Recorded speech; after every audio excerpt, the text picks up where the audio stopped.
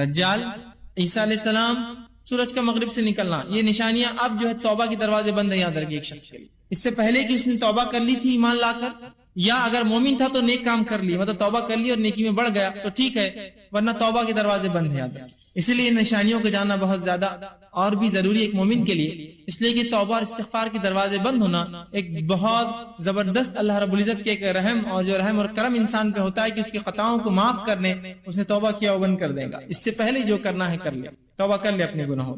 تو بہرحال دجال، اسے مسیحی دجال بھی کہا جاتا ہے۔ اب مسیحی دجال کیوں کہا جاتا ہے، اس کا یہ اسم اس طرح سے کیوں کہا جاتا ہے، اس کے مختلف بہرحال معنی جو علماء نے لکھے کہ وہ جھوٹا ہوگا، وہ ایک آنکھ سے کانا ہوگا، اس وجہ سے اسے مسیحی دجال کہا جاتا ہے۔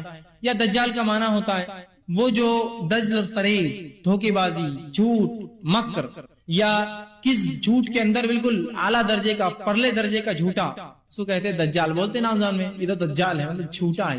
تو یہ لفظ ہم سب جانتے ہیں، اس کے تعلق سے بہت ساری غلط فہمیاں ہیں انشاءاللہ عزیز۔ اس عنوان کے اندر میں نے جہاں تک ہو سکی کوشش کی ہے کہ تمام تر روایتیں آپ کے سامنے میں صحیح درجے یا حسن درجے کی رکھوں۔ تو دجال جب ہے اس کے تعلق سے جو سوالات ہمارے ذہن میں آتی کہ مسیح دجال کون ہے، ایک سوال یہ آتا کہ آج وہ موجود ہے، اسی طرح جو کیا اس سے پہلے بھی کبھی اس کو کسی نے دیکھا ہے، اس کا کیا معاملہ ہے، اس کی علامت کیا ہوں گی، کب نکلیں گا، اسی طرح اس کے خروج کے سبب اسباب کیا ہوں گے، کیا وجوہات ہوں گی جب یہ نکلیں گا۔ دجال جو ہے، اس کے علاوہ جو دجال کے بارے میں جو غلط عقائد ہے وہ دیکھیں گے، اور اسی طرح اس سے محفوظ کیسے رہا جائے اس کا طریقہ بھی انشاءاللہ عزیز میں آپ کے سامنے رکھوں گا جو کتاب و سنت سے ثابت ہے۔ اب آئیے چند باتیں دیکھتے ہیں دجال کے تعلق سے۔ دجال کون ہوگا؟ تو یاد رکھ لیجیے دجال اولاد آدم میں سے ایک شخص ہے۔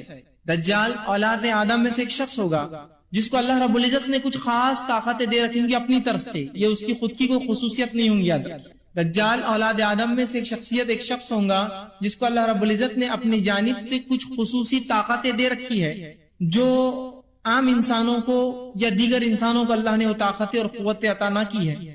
اللہ تعالیٰ لوگوں کی آزمائش اور امتحان کے لیے اسے بھیجیں گا۔ دجال میرے اور آپ کے اور مومنوں کے امتحان کے لیے آئیں گا۔ اسی طرح نبی اکرم صلی اللہ علیہ وسلم نے اس کے تعلق سے جو متنبی کیا اور اس کی گمراہیوں کو واضح کیا اور ہمیں تاکید کی کہ اس کی گمراہی میں مت آنا، اس لیے کہ تمہارے لیے دجال آزمائش، اور کیوں نہ ہو، دجال ایسی کڑی آزمائش ہے کہ نبی اکرم صلی اللہ علیہ وسلم فرماتے ہیں ہر نبی نے اس کے تعلق سے اپنی قوم کو ڈرایا، حتیٰ کہ آدم علیہ السلام نے اپنی قوم کو اس سے ڈرایا۔ سبحان اللہ، پہلے نبی ہیں انسانی کی طرف بھیجے گئے، انہوں نے بھی اس سے ڈرایا اور ہر نبی نے ڈرایا۔ اور آپ صلی اللہ علیہ وسلم نے کہا لیکن کچھ باتیں میں تمہیں وہ بتاؤں گا جو اس سے پہلے کوئی نبی نہ بتا سکا، مطلب اللہ نے اسے نہیں بتائی بات۔ کہا کہ دجال ایک آنکھ سے کانا ہوگا، اندھا ہوگا، ایک آنکھ خراب ہوں گی، اور یاد رکھنا تمہارا رب کانا نہیں ہے۔ اس سے مطلب یہ ہے کہ یاد رکھ لو وہ اپنے آپ کو رب اعلان کریں گا، تو اللہ کی اسماء و صفات کا علم حاصل کر لو اور جان لو کہ تمہارا رب کانا نہیں، وہ اندھا نہیں، اس کی ایک آنکھ خراب نہیں ہے۔ سمجھا بات؟ یہ اضافی علم ہے جو اللہ کے رسول فرماتے مجھے ہی دیا گیا، اس سے پہلے نہیں تھا کسی کو۔ بہرحال تو دجال کے بارے میں جو معلومات ہے رکھنا ہمارے لیے انتہائی ضروری ہے، یاد رکھیں۔ نبی اکرم صلی اللہ علیہ وسلم کی حدیث ہے، حذیفہ بن یمان رضی اللہ عنہ فرماتے ہیں اور کہتے ہیں، صحیح بخاری کی روایت ہے کہ شر اور فتنوں کے تعلق سے جتنے سوالات میں کرتا تھا کوئی دوسرا صحابی نہیں کرتا تھا۔ ہر بار یہ کچھ نہ کچھ فتنوں کا سوال کر اللہ کہ یہ کیسا ہوگا، وہ کیسا ہوگا، اس کا کیا معاملہ ہوگا۔ تو وہ کہتے ہیں کہ شر فتنوں کے بارے میں سوال کرتے تھے کہ کہیں اس میں مبتلا نہ ہو جائے، اور میں وہ کہتے اس لیے سوال کرتا تھا اور دیگر صحابہ بھی کرتے تھے کہ کہیں ہم وہ فتنے میں نہ آ جائے، وہ فتنے سے بچنے کے لیے ہم سوالات کرتے تھے۔ تو صحابہ کا فتنے سے بچنے نبی اکرم صلی اللہ علیہ وسلم سوال کرنا، یہ اس کی دلیل ہے کہ آپ کو اور مجھے شریعت کا علم حاصل کرنا پڑے گا اور جاننا پڑے گا یہ تمام چیزیں کیا ہے۔ جیسے صحابہ جاننے کی کوشش کرتے تھے اور نبی اکرم صلی اللہ علیہ وسلم سے ہر ممکن ہر وقت پوچھتے تھے یہ کیسا، یہ کیا، یہ علامت کیسی، وہ نشانی کیسی، یہ کب ہوگا، فلاں کب ہوگا، تاکہ اپنی نفسوں کو، اپنی آل اولاد کو اور اس قوم اور اس ملت کو اس فتنے سے، اس برائی سے بچا سکے۔ ٹھیک ہے، اسی طرح ہمارے لیے بھی جاننا بہت زیادہ ضروری ہے، اس لیے کہ دجال یہ دنیا میں جو فتنے جتنے بھیجے گئے ان فتنوں میں سب سے بڑا فتنہ ہے، سب سے بڑا۔ جتنے فتنے اللہ رب العزت نے دنیا میں بھیجے، جیسا مال ایک فتنہ، آپ صلی اللہ علیہ وسلم بنی اسرائیل جو ہے جس فتنے میں پھنسی وہ عورتوں سے تھا کہ شر اور جو ہے زنا اور اس کام میں وہ پھنس گئے۔ اس امت کے تعلق سے آپ نے فرمایا میری امت کا فتنہ مال ہے۔ تو ہر امت کا فتنہ ہوتا ہے، فتنوں کے درجے ہوتے ہیں، لیکن سب سے اونچا، سب سے بڑا، سب سے خطرناک فتنہ جو ہے وہ کیا ہے؟ دجال ہے۔ یاد۔ تو تو کیا یہ بات جاننا ضروری نہیں ہمارے اور آپ کے لیے کہ وہ سب سے بڑے فتنے کو ہم جانیں وہ کیا ہے، اس کی حقیقت کو سمجھے، اس سے اپنے آپ کو بچانے کی کوشش کرے؟ لیکن ان تمام علامتوں سے پہلے یہ بات بھی اپنے ذہن میں رکھے کہ آپ ہر چیز کو پھر دجال سے جوڑنا نہ شروع کر دیں اور ہر کسی شخص میں دجال کو کھوجنا نہ شروع کر دیں۔ یہ ہوتا ہے جب بھی علامت قیامت کی بات ہوتی ہے، بس اس کے بعد سے آدمی کو ہر جگہ خوف ہوتا ہے۔ دیکھیے، خوف ہونا، فتنوں سے ڈرنا فطری بات ہے، ایک مومن فتنوں سے ڈرتا ہے، اس لیے کہ اس کے ایمان جانے کا مسئلہ ہوتا ہے۔ نبی اکرم صلی اللہ علیہ وسلم نے ایک مرتبہ صحابہ کو دجال کے بارے میں بتایا، نصیحتیں کی۔ حدیث میں روایت میں آتا ہے کہ اذان ہوئی فجر کی، نبی اکرم صلی اللہ علیہ وسلم فجر کے لیے آئے، فجر کے بعد آپ ممبر پہ چڑھے اور اعلان کیا اور علامت قیامتیں بتائی، دجال کی فتنوں کے بارے میں بتایا، حتیٰ کہ ظہر ہو گئی، ظہر کی نماز پڑھی، نماز کے بعد پھر آپ کھڑے ہوئے، ظہر سے پھر ہمیں تاکیدیں کی، حتیٰ کہ عصر کر دی، عصر کے بعد پھر آپ کھڑے ہوئے، پھر ہمیں علامت قیامت اور نصیحتیں بتائی، حتیٰ کہ مغرب کر دی۔ جب رات ہونے لگی اور نبی اکرم صلی اللہ علیہ وسلم ہمیں بتاتے گئے تو صحابہ آپ نے دیکھا صحابہ ڈر رہے ہیں اور گھبرا رہے ہیں۔ جب کھجوروں کے درخت پیچھے ہلنے لگے اندھیرے کے اندر تو اللہ کے رسول صلی اللہ علیہ وسلم فرمایا کہ گھبراؤ مت، اگر دجال میرے رہتے ہوئے آ گیا تو میں اس کو کافی ہو جاؤں گا، اور میرے بعد آیا تو اللہ ان مومنوں کی مدد کریں گا اور وہ اس کے لیے کافی آ جائے گا۔ تو گویا صحابہ اس وقت ڈر رہے تھے، اس لیے کہ ہر شخص اپنے ایمان کے لیے ڈرتا ہی ہے، ہر شخص ڈرتا ہے، اس کو ڈر ہے اس کا ایمان نہ چلے جائے۔ تو صحابہ کا ڈر پتہ چلا یہ فطری ہے، تو ان علامتوں کو جاننا ضروری ہے۔ فتنوں کے ڈر سے ڈرنا ایک الگ چیز ہے، لیکن ہر چیز میں آپ دجال، اس کی چال بازیاں نہ سمجھے، ورنہ ہوتا ہی ہے کہ جو کام بھی دنیا میں ہوتا ہے آپ کہتے ہیں ہاں یہ دجال، دجال کے ساتھی، دجال کے مکر و فریب میں پھنسے ہوئے لوگ، دجال کی قوم، دجال کی فوج، دجال کا فلاں، دجال کا یہ، ہر چیز کو جو ہے دجال سے جوڑ دیتے ہیں۔ ان باتوں کو جاننا اتنا بہت زیادہ ضروری بھی ہے۔ ایک مرتبہ یہ ہوا کہ ایک شخص مجھے ملے، کافی عمر رسیدہ تھے، مجھ سے بات کہا آپ نوجوان ہیں، اللہ نے آپ کو صحت و طاقت دی ہے، کیا آپ اللہ کی راہ میں جہاد نہ کرنا چاہیں گے؟ میں نے کہا کیوں، موقع ملا تو ضرور۔ کہا بہت اچھی بات آپ نے کہی۔ کہا پھر میں آپ کو ایک پتے کی بات بتاتا ہوں۔ میں نے کہا کیا؟ تو کہا دجال آ چکا ہے۔ میں نے کہا سبحان اللہ، ابھی تک پتہ کیوں نہیں چلا؟ اور کافی قریب ہے وہ۔ میں نے کہا کتنا قریب ہے؟ تو کہا ناندڑ کے اطراف۔ میں نے کہا اچھا اتنے قریب آ چکا؟ ہاں، اور وہ بہت سنجیدہ تھے اس مسئلے میں۔ کہا ہاں، اسی لیے تو میں نے آپ کی تعریف کی، آپ کی جوانی کی اور آپ کی صحت کی۔ تو ضرور، میں تو بوڑھا ہو گیا، پتہ نہیں اس کے آنے تک بچوں نہ بچوں، آپ ضرور جانا۔ میں نے کہا لیکن حدیثوں میں ناندڑ کا تذکرہ نہیں کہ دجال وہاں آئیں گا۔ نہیں نہیں، کہا وہ فتنہ مچاتے ہوئے آ چکا ہے۔ تو میں نے کہا اس سے پہلے کون سے شہر میں فتنہ مچایا اس نے؟ تو کہا ہاں وہ تو نہیں پتا چلا، لیکن یہاں آ کے پتا چل گیا۔ میں نے کہا ایسا تو حدیث میں کہیں وارد نہیں، جہاں سے نکلیں گا اس کی وضاحت ہے، جہاں جائیں گا اس کی وضاحت ہے، کہاں نہیں جائیں گا اس کی وضاحت ہے، کیا کریں گا اس کی وضاحت ہے، کیا نہیں کر سکتا سب وضاحت ہے۔ تو آپ نے تو سیدھا اس کو یہاں لا لیا۔ تو پھر تھوڑے وہ کشمکش میں آئے، کہا میں سوچ کر، میں نے کہا اور سوچیے ایک بار اور تذکرہ کیجئے اور معلومات ان ڈیپتھ نکالیے کہ اتنی بڑی خبر معلوم کیسے نہیں ہوئی؟ چھوٹی موٹی خبر، فلاں کتے نے کاٹ لیا، یہ پان کی پچکاری پھسل گیا، اس کے منہ پہ کیلا لگا، اس کو جوتا پڑتے پڑتے بچ گیا، دن بھر چلتی ہے۔ اتنی بڑی خبر دجال کا آنا اور میڈیا نے رپورٹ نہیں کیا، ایسا کیسے ہو سکتا؟ تو تھوڑے فکر مند ہو گئے۔ اتنا بھی کوئی ایسا معاملہ نہیں ہے کہ ہر جگہ دجال، ہر کسی اندھیرے کے پیچھے آپ دجال کو تصور کرے، ہر شخص میں دجال کی چال بازیاں تصور کرے، ہر انسان جو مسلمان کے خلاف کچھ کرے ہاں دجال کی فوج کا آدمی دکھتا ہے، اس طرح سے بھی نہیں۔ اسی لیے ضروری ہے اس عنوان کو سمجھنا اور جاننا۔ آئیے آگے جو ہے جہاں دجال کی معلومات رکھنا ضروری ہے تاکہ اس کے مکر و فریب، فتنے اور فساد سے ہم اپنی حفاظت کر سکیں، اسی طرح جو ہے یہ بات بھی جاننا ضروری کہ اللہ رب العزت جس کو بچانا چاہے وہی بچ سکتا ہے اس کے فتنوں سے۔ یہ بات بھی اپنی جگہ طے ہے۔ کوشش ہمارا کام ہے، جاننا ہمارا کام ہے، اور اللہ سے دعا کرنا ہمارا کام ہے، لیکن یہ بات یاد رکھ لیجیے اللہ رب العزت ہی اس کے فتنوں اور شر سے جس کو بچا لے وہ بچ سکتا ہے۔ اب اس کا نام مسیح دجال کیوں ہے؟ تو مسیح دجال اس لیے کہا جاتا ہے اسے کہ اس کی ایک آنکھ جو الٹی آنکھ ہوں گی، بائیں آنکھ، یہ خراب ہوں گی۔ تو علماء لکھتے ہیں اس وجہ سے اس کو مسیح اور دجال جھوٹ کی وجہ سے، مسیحی دجال مطلب ایک آنکھ سے اندھا، جھوٹا۔ اسی طرح علماء لکھتے ہیں کہ وہ چونکہ ساری زمین پر گھومے گا، دجال جب نکلے گا، ظہور کریں گا تو پوری زمین پر گھومیں گا، کوئی شہر کوئی بستی اس کی فتنے سے نہیں بچنے والی، یاد رکھیں گھومیں گا چونکہ پورے اس میں، تو لہذا چونکہ وہ گھومیں گا اس وجہ سے اس کو مسیحی کہا جاتا ہے، گھومنے والا، گھوم کر جو دجل، مکر، فریب، جھوٹ کو پھیلائیں گا، مسیح دجال، یہ اس کے اسم، اس کے جو ہے نام کے تعلق سے آتا ہے۔ اسی طرح جو ہے دجال کا دعویٰ کیا ہوگا؟ یاد رکھیے دجال کا دعویٰ یہ ہوگا اور بہت بڑا دعویٰ کریں گا۔ پہلے وہ دعویٰ کریں گا ایک نیک شخص ہونے کا، دوسرا وہ دعویٰ کریں گا نبی ہونے کا، تیسرا وہ دعویٰ کریں گا رب ہونے کا۔ یہ اس کا دعویٰ ہوگا، یاد ہے، پہلا نیک شخص، دوسرا نبی، اور تیسرا وہ اپنے آپ کو جو ہے اللہ جو ہے اعلان کر دے گا. اور نبی اکرم صلی اللہ علیہ وسلم اس تعلق سے وضاحت کی اور فرمایا اور یوں کہا، جس کو جو ہے صحیح بخاری نے روایت کیا، بے شک دجال کانا ہے اور تمہارا رب کانا نہیں، یاد رکھو. مطلب وہ رب ہونے کا دعویٰ کرے گا. ارے مسلمانوں جان لو اللہ رب العزت کانا نہیں ہے، ایک آنکھ اس کو نہیں ہے، ٹھیک، یا ایک آنکھ خراب نہیں ہے اس کی، تمہارا رب کانا نہیں ہے. جبکہ دجال کیا ہوگا؟ کانا ہوگا، رب ہونے کا دعویٰ کرے گا. نبی اکرم صلی اللہ علیہ وسلم کے دور میں جب آپ صلی اللہ علیہ وسلم صحابہ کو دجال کے بارے میں بتایا تو صحابہ جو ہے اس معاملے میں بڑا غور و فکر کرنے لگے. اور ایک شخص تھا جس کے اندر کچھ صفتیں صحابہ نے دیکھی جو نبی اکرم صلی اللہ علیہ وسلم دجال کے تعلق سے بتایا کرتے تھے. انہوں نے ایک شخص میں صفت دیکھی. اس کا ایک بڑا لمبا واقعہ آتا ہے، وہ بھی رکھ دیتا ہوں. ابن سیاد نامی ایک شخص تھا جو یہودی تھا. اس کے والدین یہودی تھے، یہ بھی یہودی تھا، اور صحابہ اس کے تعلق سے سوچا کرتے کہ یہ شاید دجال ہے. اور روایت میں آتا ہے، صحیح مسلم کی روایت ہے، عبداللہ ابن عمر رضی اللہ عنہما اس حدیث کے راوی وہ کہتے ہیں، اور یہ کہا آپ نے فرمایا کہ حضرت عمر بن خطاب اور چند دیگر لوگ ابن سیاد کے پاس جانب روانہ ہوئے اور نبی اکرم صلی اللہ علیہ وسلم بھی ان کے ساتھ گئے. وہ فرماتے آگے، انہوں نے اسے بنو مغالہ کے ایک قلعے کے پاس لڑکوں کے ساتھ کھیلتا ہوا پایا. اس وقت ابن سیاد بلوغت کے قریب تھا، مطلب یہ جوان نہیں ہوا تھا، وہ چھوٹا بچہ تھا. نبی اکرم صلی اللہ علیہ وسلم کی جو ہے آمد کا اس وقت اسے پتا چلا جب آپ صلی اللہ علیہ وسلم ساتھ میں تھے، صحابہ کو ساتھ چلے. ابن سیاد جس کے بارے میں صحابہ کو شک تھا، جو صفتیں جو بتائی تھی آپ صلی اللہ علیہ وسلم نے، اس لڑکی کے اندر کچھ باتیں دکھتی تھی، صحابہ نے آپ سے بیان کیا. آپ نے کہا چلو پھر دیکھتے ہیں تاکہ وضاحت ہو جائے صحابہ کے سامنے کہ ایسا ہے یا نہیں ہے. وہ گئے. ابن سیاد کو یہ پتہ ہی نہیں چلا. آپ جب پیچھے گئے اور اس کی پیٹھ پر ایک زوردار مارا تب اسے پتا چلا کہ اللہ کے رسول صلی اللہ علیہ وسلم آئے ہیں. اس کے بعد رسول اکرم صلی اللہ علیہ وسلم فرمایا اور کہا، کیا تو گواہی دیتا ہے کہ اللہ کے سوا اللہ کا میں رسول ہوں؟ کیا تو گواہی دیتا ہے میں اللہ کا رسول؟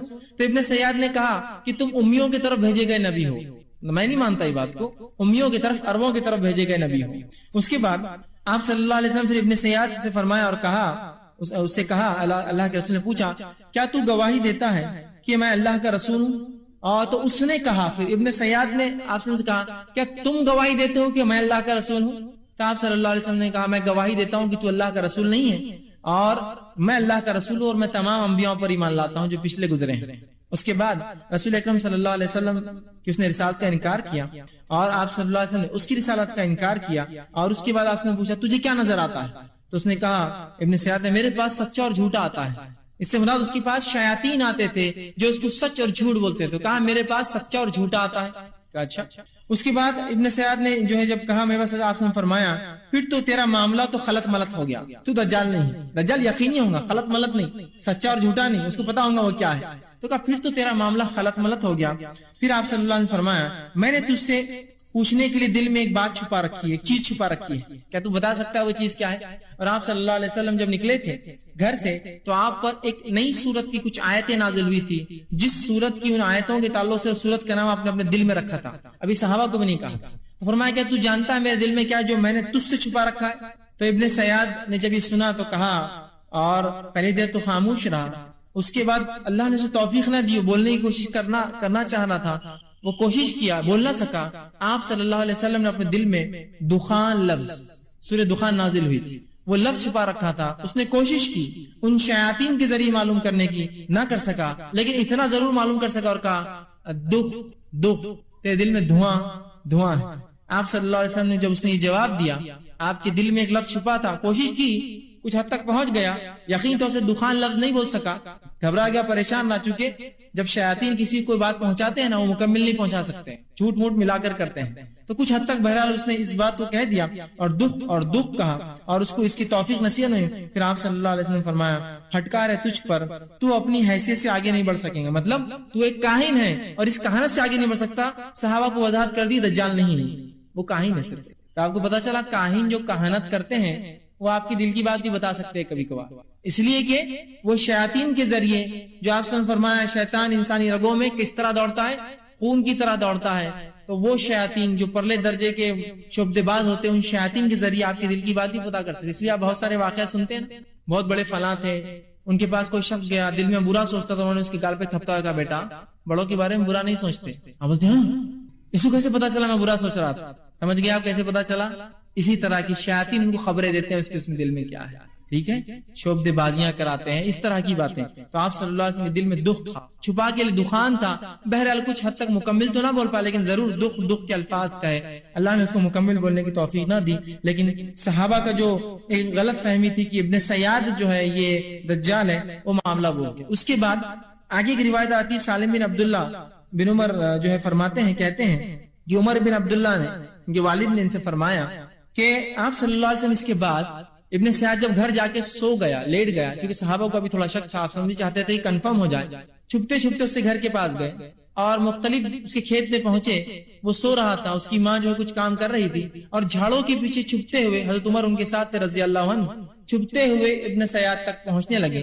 اتنے میں اس کی ماں نے دیکھ لیا اور کہا، ابن سیاد، جو اس کا نام صاف تھا، صاف جو ہے محمد جو ہے تمہیں جو ہے دیکھ رہے ہیں. تو اللہ کے رسول صلی اللہ علیہ وسلم نے فرمایا، اگر اس کی ماں بیچ میں دخل نہ دیتی تو پھر تو معاملہ اس کا پورا آج کھل ہی جاتا کہ یہ کیا ہے، کیونکہ وہ کچھ نیند میں بڑبڑا رہا تھا. آپ سے وہ سننا چاہتے تو کیا بڑبڑاتا ہے. بہرحال لیکن آپ صلی اللہ علیہ وسلم گئے، پھر اس سے وہی سوالات کی جو پہلے کیے تھے، کیا تو یہ اس چیز کا جو ہے گواہی دیتا ہے میں اللہ کا رسول؟ اس نے کہا کیا تم گواہی دیتے ہو کہ میں اللہ کا رسول؟ بہرحال پورا معاملہ آپ نے فرمایا کہ ایک شعبدے باز ہے. اس سے زیادہ بہرحال ابن سیاد اور کچھ نہیں تھا. اور قیامت تک چونکہ 30 دجال آئیں گے، 30، جس میں سے دجال اکبر وہ مسیحی دجال ہوگا جو قیامت سے پہلے آئیں گا، اور 29 چھوٹے چھوٹے ہوں گے. ٹھیک ہے، لیکن ابن سیاد بہرحال یا تو کچھ علماء کے نزدیک چھوٹا دجال تھا یا ایک شعبدے باز کاہن تھا. لیکن 30 دجال، 30 جھوٹے، اور پورے 30 نبوت کا دعویٰ کریں گے، پورے 30. آپ صلی اللہ علیہ وسلم سے قیامت تک 30 دعوے دار ہوں گے. ٹھیک ہے، بہرحال اسی طرح ایک سوال ذہن میں آتا ہے، جب دجال اتنا خطرناک ہے کہ آدم علیہ السلام نے ڈرایا، دجال کے بارے میں رسول اللہ صلی اللہ علیہ وسلم نے اتنا بتایا، قرآن میں دجال کا تذکرہ کیوں نہیں؟ علامہ ابن کثیر رحمہ اللہ اس کے تعلق سے بڑی بہترین بات لکھتے اور کہتے ہیں، دجال کے فتنے سے صرف وہی شخص بچ سکتا ہے، دجال کے فتنے سے صرف وہی شخص بچ سکتا ہے جو احادیث رسول کو ماننے والا ہو، ورنہ اتنے بڑے فتنے سے وہ نہیں بچ سکیں گے. یاد رکھیں، بہت سے لوگ ہوتے ہیں نا منکر حدیث ہوتے ہیں، وہ اپنے آپ کو بھارت کہتے ہیں اہل قرآن، اہل قرآن نہیں ہوتے، منکر حدیث صحیح لفظ ہے ان کے لیے، حدیث کے انکار کرنے والے ہوتے ہیں. وہ کہتے ہیں قرآن ہمارے لیے کافی ہے. اب چونکہ قرآن میں تذکرہ نہیں دجال کا، لہٰذا ہم نہیں مانیں گے، لہٰذا ہم نہیں مانتے اسے. تو انداز لگا لیجیے، اللہ ابن کثیر نے بڑی پیاری بات کہی، چونکہ اللہ رب العزت کتاب کے ساتھ ساتھ نبی کی زندگی کو محفوظ کرتا ہے، تاکہ کتاب تو ایک گائیڈ بک ہوتی ہے، گائیڈ لائنز ہوتے ہیں، اس گائیڈ لائنز پر کیسا عمل کرے وہ نبی کی زندگی ہوتی ہے. تو اللہ کی کتاب یہ جو ہے اگر ایک تھیوری ہے تو نبی کی زندگی پریکٹیکل نمونہ ہوتی ہے کہ اس تھیوری پر کیسا عمل کیا جائے. سمجھ رہے ہیں بات کو؟ تو بہرحال جو نبی کی سنت پر عمل کریں گا، حدیث رسول کے ماننے والا ہوں گا، وہی بچ سکیں گا، ورنہ باقی تو پھر ڈوب جائیں گے اسی چکر میں کہ قرآن میں نہیں. اور واقعتاً قرآن میں بہت ساری باتیں نہیں علامت قیامت کے تعلق سے. چند باتیں تو ہے، عیسیٰ علیہ السلام کا آنا، یاجوج و ماجوج کا خروج ہونا، زمین سے جانور کا نکلنا، سورج کا مشرق مغرب سے نکلنا، کچھ ہے، سب نہیں ہے. تو اس میں سے یہ بھی ایک بڑی نشانی موجود نہیں ہے. تو بہت سے لوگوں کو ایک شبہ ہوتا ہے، شبہ کا جو بہرحال آپ ازالہ کر لیں. ٹھیک ہے، اسی طرح آپ صلی اللہ علیہ وسلم نے 10 نشانیاں فرمائی کہ قیامت سے پہلے 10 نشانیاں آئیں گی، اور یہ 10 نشانیاں میں جب ایک آ جائیں گی تو باقی ایسے آئیں گی جیسا مالا ٹوٹنے کے بعد موتی ایک کے بعد کھسکنا شروع ہو جاتے ہیں، بالکل فوراً ایک کے بعد. ٹھیک، اسی طرح جو ہے اللہ کے رسول صلی اللہ علیہ وسلم فرماتے ہیں، حضرت ابو ہریرہ رضی اللہ عنہ حدیث کے راوی ہے، آپ نے فرمایا کہ صحیح مسلم کی روایت ہے، 3 چیزیں جب ظاہر ہو جائیں گی تو کسی شخص کا ایمان لانا اس کو فائدہ نہ دے گا. اس سے پہلے اگر ایمان نہ لا چکا ہو، سورج کا مغرب سے طلوع ہونا، دجال کا نکلنا، اور زمین سے بڑے جانور کا نکلنا، ان 3 چیزوں سے پہلے ایمان ضروری ہے، ورنہ ایمان کوئی فائدہ مند نہ ہوگا.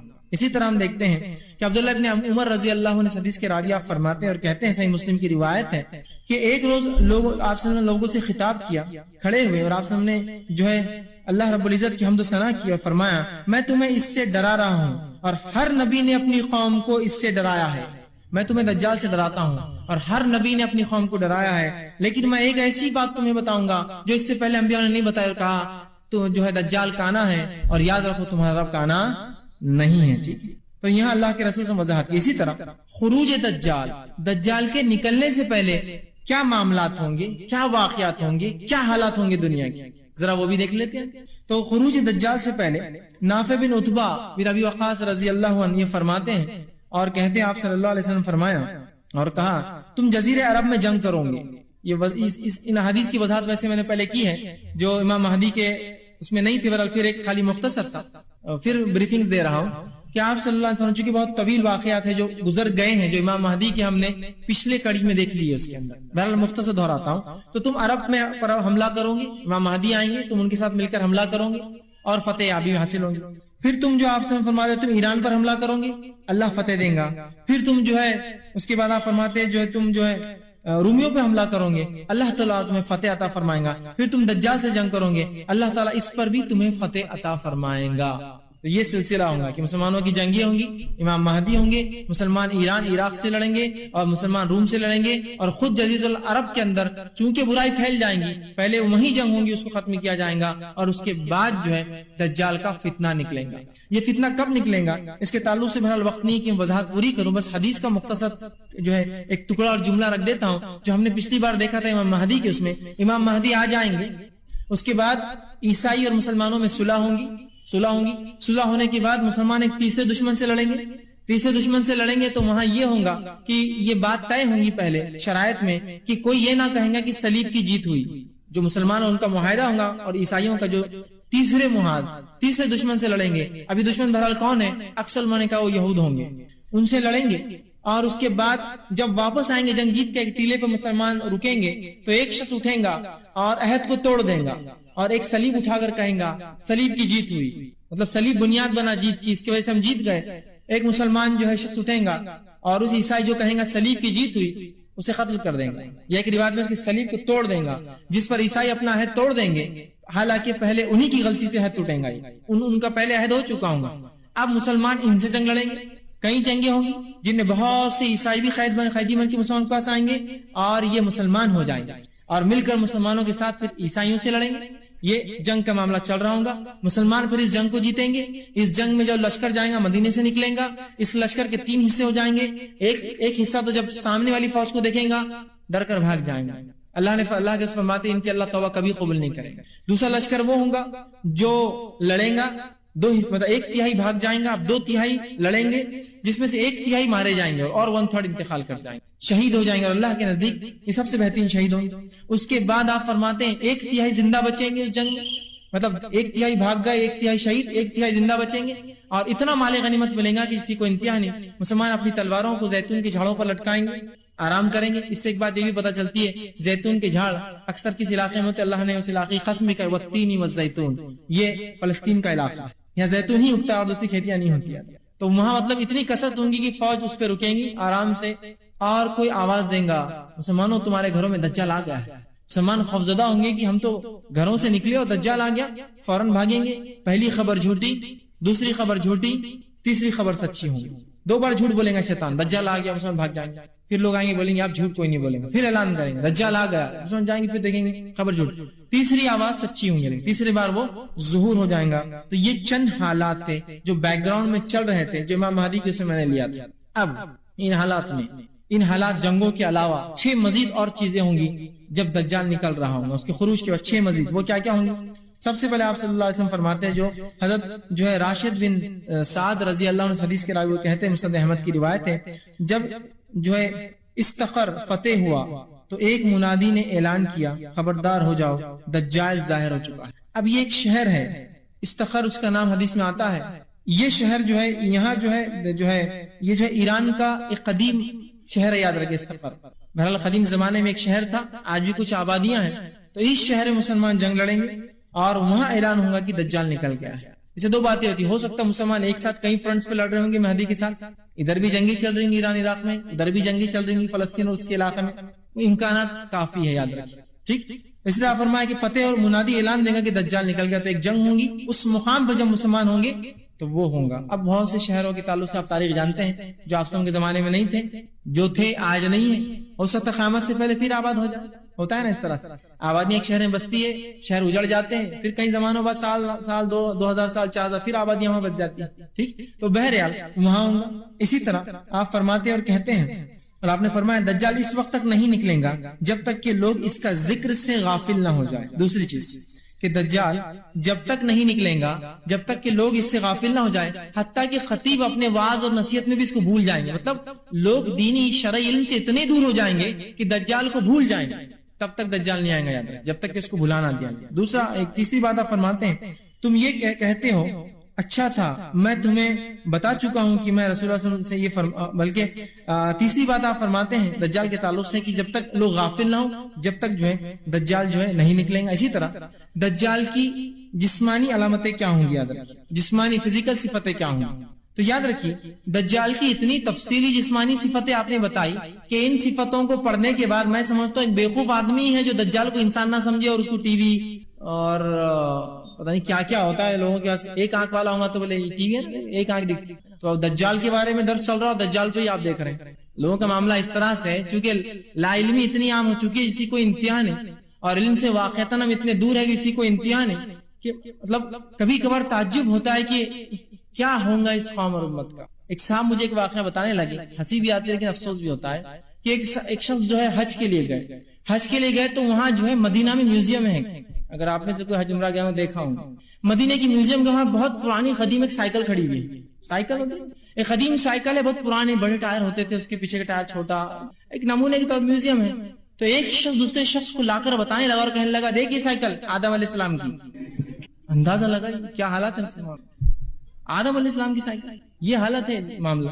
تو ہر چیز کو کر دیا، اتنی واضح صفتیں بتائی کہ کوئی بیوقوف اس لیے میں کہہ رہا ہوں آخر میں یہ کہہ سکتا ہے کہ یہ انسان نہیں کوئی مشین ہے، اے ٹی ایم مشینز ہے، کمپیوٹر سکرینز ہے، ایل سی ڈی، پتہ نہیں کیا کیا. بہرحال اتنی واضح نشانیاں. پہلی چیز جو آپ صلی اللہ علیہ وسلم نے جو واضح علامتیں بتائی وہ علامت رکھتا ہوں، جو خوبیاں بتائی اس کی علامتیں وہ یہ ہے. اس کا خلاصہ یہ ہے کہ ایک پست قد انسان ہوگا، پست قد سمجھنا گڈا قد انسان ہوگا، مضبوط جسم والا. اب یہ صفتیں میں دجال کی بتا رہا ہوں تو آپ ایک دوسرے پہ مت لگائیے، آس پڑوس کے لوگوں مت لگائیے دیکھ تیرے لیے بول رہی ویسا مت کیجیے، ٹھیک ہے، ورنہ ہوتا ہے لگائیں. اس لیے کہ یہ آدم کی اولاد سے ہے تو کہیں نہ کہ انسان ایک جیسے ہی ہوتے ہیں نا. اس لیے کہ آپ سمجھ صحابی کو ایک خطاب کر رکھا وہ اس صحابی سے ملتا جلتا ہے. اس کا مطلب یہ نہیں کہ کوئی برائی ہے، گڈا ہونا، صحت مند ہونا، یہ ہرگز نہیں، لیکن اس کے اوصاف آدم کے بیٹوں میں ایسے اوصاف ہوں گے. ٹھیک ہے، تو آپ نے فرمایا کہ پست قد ہوں گا، ٹھیک ہے، اسی طرح جو ہے مضبوط جسم والا ہوں گا، اسی طرح جو ہے بڑے سر والا شخص ہوں گا، اور فرمایا دونوں آنکھیں عیبدار ہوں گی. ایک آنکھ جو ہوں گی الٹی وہ بند ہوں گی، مطلب اس پہ چمڑا لگا ہوگا، سیدھا آنکھ نہیں ہوگی. دوسری آنکھ جو ہوں گی جسے دیکھ پاتا ہوں گا وہ خراب ہوں گی، جیسے انگور ہوتا ہے نا، انگور کا دانا جس کا دیدہ خراب ہو جاتا ہے تو وہ اس کا رنگ بدل جاتا ہے، کالا نہیں ہوتا ہے. اس طرح سے اس کو نقص ہوگا اس کی دونوں آنکھوں میں. تو ایک خراب اس پہ چمڑا لگا ہوا، اسی سے اس کو مسیح کہا جاتا ہے دجال. ایک آنکھ خراب جس کی ہے دجال، دوسری آنکھ اس کی ایک انگور کے دانے کے جس طرح اس طرح ہوں گی، آنکھیں عیبدار ہوں گی اس کی. اسی طرح دائیں آنکھ انگور کے دانے کی طرح جو ہوں گی، ٹھیک ہے. اسی طرح جو ایک روایت میں آتا ہے کہ آنکھ پہ چمڑا نہیں ہوگا بلکہ وہ آنکھ انگور کی جیسی ہوں گی، دوسری آنکھ سے دیکھ سکتا ہوں. ممکن ہے دونوں چیزیں کہ ہمیشہ بند رکھتا ہوں اور کبھی کھولتا ہوں، اس وجہ سے بند کی علامت میں یہ بتایا گیا، کھلا رکھتا ہوں تو اس طرح سے دیکھتی ہوں. بہرحال جو بھی ہے. اسی طرح آپ نے فرمایا آنکھ پر چمڑا آیا ہوا ہوگا، بال اس کے گھنے اور گھنگرالے ہوں گے، پیشانی اس کی بڑی ہوں گی، بہت گھنے بال اور گھنگرالے بال ہوں گے، پیشانی اس کی چوڑی ہوں گی، جلد کا رنگ سفید مطلب گورا انسان ہوگا، اور اس کی دونوں پنڈلیاں بے عیب ہوں گی، ذرا خوبصورت نہیں ہوں گی. آرچ شیپ مطلب ہوتا ہے نا کچھ لوگوں کے پیر ایسے ٹیڑے ہوتے ہیں نیچے، اس طرح سے اس کے کھلے ہوئے پیر ہوں گے، مطلب سیدھے پیر ہوں گا، یا ایسے پیر جس کو دیکھ کر آدمی کو لگے نقص ہے اس کے اندر، تھوڑا لچک ہے، تھوڑی کمی ہے، تھوڑی خرابی ہے اس کے پیروں میں، تو اس قسم کے اس کے پیر ہوں گے. ٹھیک ہے، اور دونوں آنکھوں کے درمیان 3 حرف لکھے ہوں گے، کاف فے رے. ہر مومن جاہل ہو یا پڑھا لکھا ہو اگر ایمان والا ہے تو پڑھ لیں گا کافر. کیا لکھا ہوا 3 حرف کاف فے رے. ہر مومن جس میں ذرہ بھی ایمان ہوگا پڑھا لکھا ہو یا جاہل ہو دیکھیں گا اور پڑھ لیں گا کافر. ٹھیک. ابھی کافر جو ہے اس کے سر پہ دونوں آنکھوں کے بیچ مطلب دونوں آنکھوں کے بیچ کے پیشانی کے حصے پہ لکھا ہوگا، یہ واضح یہ شخصیت ہے. کچھ لوگ پتہ نہیں عجیب رہتے، کافر لکھا ہوا تو وہ کیا کرتے امریکہ فرانس کافر.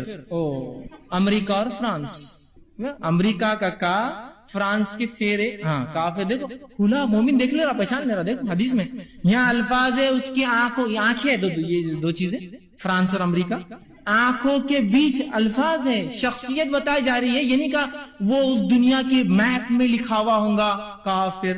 وضاحت ہے، پیشانی چوڑی، دونوں آنکھوں کے بیچ میں ہر شخص پڑھ لیں گا کاف فیرے. ایمان والا ہوگا تو چاہے ان پڑھ ہو چاہے پڑھا لکھا ہو کافر. سمجھے؟ شخصیت ہے، واضح شخصیت ہے، اس میں کوئی دو رائے نہیں کہ یہ شخصیت نہیں، کوئی مشین، کوئی آلات، کوئی عجیب چیز ہے، بلکہ ایک شخصیت ہے، یاد رکھیں، ٹھیک؟ تو یہ جسمانی اوصاف ہے جو حدیث میں آئے. اسی طرح دجال کے ظاہر ہونے کی جگہ، صحیح مسلم کی روایت ہے، ابو بکر رضی اللہ عنہ حدیث کے راوی، آپ کہتے ہیں آپ صلی اللہ علیہ وسلم فرمایا دجال مشرق میں ایک ایسی جگہ سے خروج کرے گا جس کو خراسان کہا جاتا ہے. خراسان سمجھتے ہیں؟ خراسان یہ ایران کا ایک ضلع ہے، ابھی آج بھی بہرحال خراسان ایک ضلع ہے ایران کا. اس خراسان علاقے سے نکلیں گے، یہ رہتا الگ جگہ ہے، ظہور یہاں سے کریں گے. سمجھے؟ ظاہر جب ہوں گا پبلک میں، عوام میں عام ہوں گا تو خراسان سے ہوں گا، ناندیڑ سے نہیں. ٹھیک، دیکھیں الفاظ کے ساتھ ہے نا حدیث میں، آپ کوئی شک ہی نہیں رہا کہ اندازہ تکا نہیں لگا سکتے نا، آپ کی مشرق بول تو کہیں تک بھی چلے جاؤ گھومتے ہیں. الفاظ ہے خراسان سے ظاہر ہوں گا، مطلب جب پہلی خبر لوگوں کو ملیں گی تو وہ خراسان میں ہوں گا اور وہاں سے اپنا مشن وہ چالو کریں گے. رہتا کہیں اور ہے، ظاہر کہیں اور سے ہوں گا اور پورے دنیا میں اس کے بعد وہ گھومیں گا. تو فرمایا جو ہے خروج اس کا خراسان سے، اس کا ایک شہر خراسان سے ہوگا اور اس کی پیروی ایسے لوگ کریں گے جن کے چہرے منڈی ہوئی ڈھالوں کی طرح ہوں گے، مطلب چپٹے چہرے والے لوگ ہوں گے جو اس کی پیروی کریں گے اس زمانے میں. بہرحال کون ہوں گے واللہ عالم، لیکن ایک حدیث میں اس کی وضاحت اور بھی آتی ہے. بہرحال تو آپ نے فرمایا خراسان سے نکلیں گے، ظاہر جب ہوں گے. اسی طرح دجال ابتدائی ظہور اور شہرت شام اور عراق کے درمیان ہوں. ایک روایت میں فرمایا نکلیں گا خراسان سے، لیکن جو شہرت اس کو ملیں گی، پبلسٹی ملیں گی، وہ عراق اور شام کے بیچ میں کسی بستی میں ملیں گی. رہتا کہیں اور ہے، ظاہر خراسان سے ہوں گا، لیکن پبلکلی اناؤنسمنٹ اور جو اس کے نقصانات ہیں وہ پتا چلیں گے جب وہ عراق اور شام کے بیچ میں کسی شہر میں، چونکہ وہ سفر کریں گا، شہر شہر، بستی بستی، گھر گھر جائیں گا، تو وہاں جو ہے ظاہر ہوں گا اور وہاں سے اس کو پاپولیرٹی ملے گی، وہاں سے جو ہے وہ مشہور اور شہرت پالیں گا ان دو علاقوں کے بیچ میں. اسی طرح جو ہے نواز بن سمعان رضی اللہ عنہ فرماتے ہیں اور کہتے ہیں وہ شام اور عراق کے درمیان ایک مقام سے ظاہر ہوں گا. خراسان سے نکلیں گا، کچھ لوگ وہاں تیاری کریں گے، وہ مشہور اور جو ہے شہرت پائیں گا عراق اور شام کے بیچ کے ایک علاقے میں. اسی طرح دجال کیا وہ کوئی شخص ہے؟ کیا آج وہ ہے؟ آئیے اس کا جواب ہم دیکھتے ہیں. اب اس کا جواب آ رہا ہے، ایک پورا طویل واقعہ ہے جو صحیح مسلم کی روایت ہے. حدیث میں عامر بن شرجل اشجعی، انہوں نے ایک بار جو ہے فاطمہ بنت قیس رضی اللہ عنہا سے کہا مجھے کوئی ایسی حدیث سنائیے جو آپ صلی اللہ علیہ وسلم سے آپ نے راست سنی تھی اور اب تک کس کو نہیں بتائی، اور مجھے بتائیے آپ حدیث. اچھا، تم ایسی حدیث مجھ سے سننا چاہتے ہو جو آپ صلی اللہ علیہ وسلم نے راست سنی، مطلب کسی اور کے ذریعے نہیں، میں خود تھی، تو سنو. پھر انہوں نے فرمایا اور کہا ایک روز رسول اللہ صلی اللہ علیہ وسلم کی منادی نے آواز دی، اعلان کیا کہ نماز کو آؤ. اذان کے علاوہ اعلان ہوا کہ نماز پڑھو اور آؤ وہاں خاص طور سے. اس کے بعد جب منادی دی اور آواز سنی، وہ اعلان کر رہا تھا لوگوں نماز کھڑی ہونے والی ہے. مطلب اذان تو ہو گئی تھی لیکن کچھ نہ کچھ اسپیشل پروگرام ہے، اس لیے وہ کہہ رہا تھا نماز کھڑی ہو رہی، چلو مطلب اس کے بعد بیٹھنا ہے، تمہیں کچھ سننا ہے. اس کے بعد وہ کہتی ہے کہ یہ سن کر میں بھی مسجد چلی گئی، اور جب میں صف میں کھڑی ہوئی تو مردوں کی بات کی جو عورتوں کی پہلی صف تھی اس میں تھی، مطلب ایک دم فور فرنٹ، میں سب سے سامنے بیٹھی اور سن رہی تھی. جب آپ صلی اللہ علیہ وسلم نماز پڑھ چکے اور نماز پڑھنے سے آپ فارغ ہوئے تو آپ ممبر پر جلوہ افروز ہوئے، ممبر پر بیٹھے چڑھ کر، اور آپ صلی اللہ علیہ وسلم جو ہے آپ کا چہرہ خوشنما تھا، آپ کے چہرے پر مسکراہٹ تھی، آپ کے چہرے پر تبسم تھی، مسکراہٹ، آپ خوش تھے، جیسا کوئی چیز کی تصدیق ہو رہی، ہاں یہی تھا، ایسے ہی معاملہ تھا، خوش تھے آپ.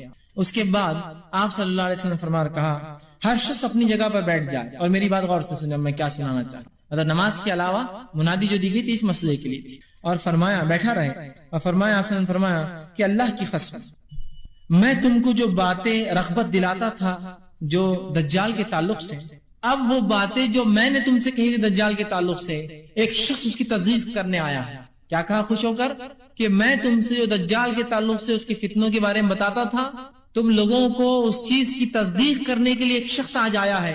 اور تمیم الداری رضی اللہ عنہ یہ ایک عیسائی شخص تھے، یہ 30 لوگوں کے ساتھ ایک جہاز میں سفر کر کے کہیں جا رہے تھے جب تک یہ عیسائی تھے. تو آپ سے ہم فرماتے ہیں کہ تمیم الداری جو آپ ان کے بازو بیٹھے تھے، ممبر کے بازو تھے، وہ ایمان لا چکے تھے لیکن پہلے عیسائی تھے، وہ یہاں آئے، اسلام قبول کیا اور واقعہ سنایا جس واقعے کو رسول اللہ ممبر سے سنا رہے ہیں. واقعہ کیا سنیے. تو آپ نے فرمایا کہ کیا میں تمہیں دجال سے رغبت نہ دلاتا تھا؟ اب آؤ سنو. تمیم آئے میرے پاس اور فرمایا وہ نصرانی تھے, میرے یہاں آئے, میرے ہاتھ پر بیعت کی, انہوں نے اسلام قبول کیا. انہوں نے مجھے ایک واقعہ سنایا جو میری ان احادیث کے موافق ہے جو میں تمہیں دجال کے بارے میں سناتا تھا. مطلب میری باتوں سے موافقت کر رہی, اور وہ واقعی وجہ بنا تھا تمیم کے ایمان لانے کا. یاد رکھیں کیا واقعہ ہے وہ انہوں نے مجھے بیان کیا جو آپ سے بیان کر رہے ہیں. اور تمیم نصرانی تھے, ایمان قبول کیا, وہ ایک الگ مسئلہ, مہر نبوت لگ رہی ہے اس پہ, اب کوئی شک کی گنجائش نہیں. رسول اللہ اس کو دہرایا. رسول آپ نے فرمایا کہ تمیم نے مجھ سے فرمایا وہ 30 لوگوں کے ساتھ ایک سفر پہ تھے, راستے میں طوفان آیا, طوفان میں کشتی ادھر سے ادھر مشرق سے مغرب اچھال اچھال کے جو ہے پانی نے پھینکنا شروع کیا. 1 مہینے تک ہم طوفان میں پھنسے رہے. 1 مہینے میں طوفان میں پھنسنے کے بعد کشتی ایک ایسے مقام پہ رکی جہاں ایک چھوٹا جزیرہ نظر آ رہا تھا. اس جزیرے کے پاس ہم نے جہاز کو روکا. کچھ لوگوں نے چھوٹی کشتی ہوتی ہے نا, جہاز میں چھوٹی کشتی ہوتی ہے, بہت سی جگہ جزیرے جو ہوتے ہیں وہاں ساحل برابر نہیں ہوتا, تو ہم نے کشتی نکالی. کشتی میں ہم لوگ سوار ہوئے, اس جزیرے کی طرف گئے. جب ہم جزیرے کی طرف گئے اور وہاں اترے تو ایک ایسی چیز اور ایسی شے ہمارے سامنے آئی, اور اس کے آنکھ پر اتنے بال تھے کہ اس کا اگلا اور پچھلا ہم کو سمجھ میں نہیں آتا تھا وہ کیا ہے. ہم نے کہا اے شخص تجھ پر لعنت ہو, کون ہے تو تیرا نہ اگلا سمجھتا ہے نہ تیرا پچھلا سمجھتا ہے. مطلب اس کے جسم پر اتنے زیادہ بال تھے کہ تعجب اور حیرانی سے انہوں نے کہا کہ لعنت ہے تجھ پر منوس, کیسا تو انسان ہے, تیرا اگلا پچھلا کو سمجھتا نہیں, تو ہے بھی کیا چیز. تو اس نے کہا میرا نام جساسا ہے. تو نے کہا جساسا, تو کہا میں کسی کا جاسوس ہوں, میں کسی کا جاسوس ہوں. اور کہا میرا آقا جو اس محل میں بند ہے تمہیں بلاتا ہے, ذرا چلے جاؤ. تمیم کہتے ہیں کہ ہم پہلے ہی سے گھبرا لیے تھے, جس کا نہ اگلا سمجھتا نہ پچھلا سمجھتا تھا کیا ہے, مطلب اتنے بال تھے, ہم ڈرے ہوئے تھے. ہم نے سوچا اب چلے جانا چاہیے اس کے مالک کے پاس, چونکہ اب ہم تابع ہو گئے تھے نا, اب جزیرے پہ اتر گئے, اب اتنی خطرناک شے ایک چیز سامنے آ گئی. ہم لوگ دوڑے اور وہاں گئے. جب اس محل میں گئے تو اس جساسا نے کہا, اس نے کہا تم لوگ اس شخص کے پاس جاؤ جو الگ تھلگ ایک دور جگہ میں رہتا ہے اور تمہارے بارے میں جاننے کا بڑا خواہش مند ہے. مطلب اس کو علم ہے کہ تم لوگ یہاں آئے ہو اس جزیرے کے. وہ کہتے ہیں کہ اس جساسا نے جب اپنا نام لیا تو ہمیں اندیشہ ہو گیا اور ہم یہ سوچنے لگے شاید یہ شیطان ہے, اور اب اس کی بات ماننا پڑیں گے. تو ہم سوچنے لگے چونکہ وہ عیسائی تھے, ابھی مسلمان نہیں تھے, شاید یہ شیطان ہے, اور ہم جو ہے جلدی سے جو اس خانقاہ اس محل کی طرف بھاگنے لگے کہ کم از کم اس سے تو نجات ملیں گی, شیطان سے اس کے آقا سے مل لیں گے, اور بھاگنے لگے, چل پڑے. جب ہم اس میں داخل ہوئے تو ہم نے ایک عظیم الجشا ایک شخص دیکھا, بہت ہیوی ہیکل. اب آپ بولیں گے ایک طرف تو کچھ باتیں آ رہی ہے پستہ خط کی, ایک طرف ہیوی ہیکل, انشاءاللہ بعد میں اس کی وضاحت کروں گا. ہیوی ہیکل بہت بڑا ایک شخص تھا جس کو جو ہے مضبوطی سے زنجیروں میں باندھا ہوا تھا. اس کے دونوں ہاتھ اس کی گردن پہ باندھے ہوئے تھے, ہوتا نا جو بہت خطرناک قیدی ہوتے ہیں ان کے ہاتھ باندھ دیتے ہیں, اور اس کے دونوں پیر گھٹنے سے لے کر ٹخنوں تک باندھے ہوئے تھے زنجیروں میں, اور زنجیریں جو ہے لگی ہوئی تھی کہ وہ ہلچل بھی نہیں کر سکتا تھا اور بھاگ بھی نہیں سکتا. ہاتھ بھی بندھے تھے, پیر بھی بندھے تھے. ہم اس شخص کے پاس گئے اور عظیم جیسا شخص تھا, بہت مضبوطی باندھا تھا, اس کے دونوں ہاتھ اسی گردن سے باندھے ہوئے تھے اور گھٹنے سے ٹخنوں تک لوہے کی زنجیروں میں جکڑا تھا. ہم نے کہا تیرے لیے ہلاکت, تو کون ہے؟ وہ ایک شیطان دکھ رہا تھا اور ایک تم کون ہو؟ تو اس شخص نے کہا, اس نے کہا تم لوگ میرے بارے میں جاننے میں کامیاب ہو گئے, پہلے تم مجھے کچھ بتاؤ, میں پھر بعد میں اپنا تعارف دیتا ہوں میں کون ہوں. تو کہا پوچھ پھر کیا پوچھنا. تو ہم نے کہا, دوست نے کہا تم لوگ کون ہو, پہلا سوال. ہم نے کہا, تمیم کہتے ہیں, ہم نے کہا ہم عرب لوگ ہیں, عرب سے آئے ہیں. ہم ایک بحری جہاز میں سفر کر رہے تھے, سمندر میں طوفان آیا, طوفان نے تھپڑے مارے, 30 دن تک ہم پریشان رہے. 30ویں دن طوفان تھما, کشتی آ کے ساحل پہ رکی, ہم چھوٹی کشتی میں سوار ہو کے یہاں آئے. وہ ایک شخص ملا جس کا نہ اگلا سمجھتا تھا نہ پچھلا سمجھتا تھا. ہم نے اسے بددعا دی, اس نے کہا تم بلا رہے ہو, اور جب ہم نے سنا تو ہم جو ہے تمہارے پاس آ گئے ملنے. اچھا یہ معاملہ ہے. پھر اس شخص نے کہا, اور وہ کہتے ہیں, اس نے کہا تم لوگ میں جو ہے تم کون ہو؟ ہم نے کہا ہم عرب ہیں. ایک بحری جہاز اور پورا واقعہ سنا ہے, اور وہ جانور ہمیں جو یہاں لے آیا. ہم نے اس سے پوچھا تیرے لیے تباہی و بربادی ہو, تو کون ہے؟ اب بول. اب ہم نے بتا دیا پورا ہمارا کیا ہے, اب تو کون ہے بتا. تو اس نے کہا جو ہے میں جیسا مطلب اس کا واقعہ, اس کی بات جو ہے, اس نے کہا تم لوگ اس بڑے محل میں آ جاؤ. تو ہم اس کی بات سن کر آ گئے اور تمہارے جانب آئے. اس نے کہا جو ہے مجھے جو ہے اب یہ چھوڑو, کیا تھا مجھے بیسان کے بارے میں بتاؤ. ابھی بھی اس نے اپنا تعارف نہیں دیا, کہا مجھے بیسان کے بارے میں بتاؤ, اور بیسان فلسطین کے ایک شہر کا نام ہے, یاد رکھیں آج بھی وہ شہر. تم وہ سب چھوڑو, مجھے بیسان کے بارے میں بتاؤ. میں اپنا تعارف ابھی نہیں دوں گا, بعد میں دے دوں گا. تو ہم نے کہا تم بیسان کے بارے میں کیا جاننا چاہتے ہو؟ ایک شہر ہے. تو اس نے کہا نہیں وہ نہیں پوچھنا چاہ رہا ہوں. اس نے کہا مجھے یہ بتاؤ کیا اس میں اس کے درخت پھل لے رہے ہیں؟ مطلب ایسا ایک جنگ جو ہے ریگستانی علاقہ تھا کہ اب اس علاقے میں درخت اگتے ہیں اور پھل دیتے ہیں اور پھول آتے ہیں. تو انہوں نے کہا ہم نے کہا دیتے ہیں پھل دیتے ہیں پھول آتے ہیں. اس نے کہا قریب ہے کہ اس کے درخت پھل دینا بند کر دیں گے. پھر آگے اس نے سوال کیا. اس نے کہا مجھے بحر طبریہ کے بارے میں بتاؤ. بحر طبریہ یاد رکھیے یہ جو ہے فلسطین کے بیچ میں ایک بہت بڑا دریا ہے بحر طبریہ. تو کہا مجھے بحر طبریہ کے بارے میں بتاؤ. تو ہم نے پھر کہا اس کے بارے میں بتاؤ. ہم نے کہا تم اس چیز کے بارے میں کیا جاننا چاہتے ہو, کیا بتائیں؟ تو اس نے کہا کیا اس میں پانی موجود ہے, کیا اس میں پانی ہے؟ تو انہوں نے جواب دیا ہاں بہت پانی ہے, لوگ کھیتی باڑی کرتے ہیں اس سے. تو اس نے کہا قریب اس کا پانی ختم ہو جائے گا. اس نے پھر آگے کہا, اس نے کہا مجھے زغر کے چشمے کے بارے میں بتلاؤ. ہم نے پوچھا کیا جاننا چاہتے ہو؟ زغر کا چشمہ یہ جو ہے اردن جارڈن کے علاقے کے اندر جو فلسطین اور بحر میت ڈیڈ سی کا علاقہ ہے, ڈیڈ سی سے ادھر فلسطین ہوتا ہے, ادھر باؤنڈری کے ادھر جو ہے جارڈن ہوتا ہے. تو کہا جو ہے مجھے اس کے بارے میں بتاؤ جو ہے کہ زغر کا چشمہ کیا کر رہا. تو کہا کیا جاننا چاہتے ہو, کیا لوگ اس سے کاشتکاری کرتے ہیں, کھیتی باڑی کرتے ہیں چشمے سے؟ تو انہوں نے کہا ہاں اس چشمے سے لوگ کھیتی باڑی کرتے ہیں, خوب پانی نکلتا ہے. ہم نے کہا ہاں اس چشمے میں بہت پانی ہے اور اس کے باشندے کاشتکاری بھی کرتے ہیں. اس نے کہا مجھے بتاؤ کہ ان ان پڑھ امیوں کے نبی کا کیا معاملہ ہے. چوتھا سوال, ان ان پڑھ مطلب اربوں امی کہتے ہیں اپنے آپ کو, ان امیوں کے نبی کا کیا معاملہ ہے. تو ہم نے کہا, تمیم داری نے کہا وہ مکہ سے ہجرت کر مدینہ چلے گئے. اس نے سوال کیا کہ عربوں نے ان سے لڑائی کی؟ ہم نے کہا عربوں نے لڑائی کی اور شکست بھی کھائی.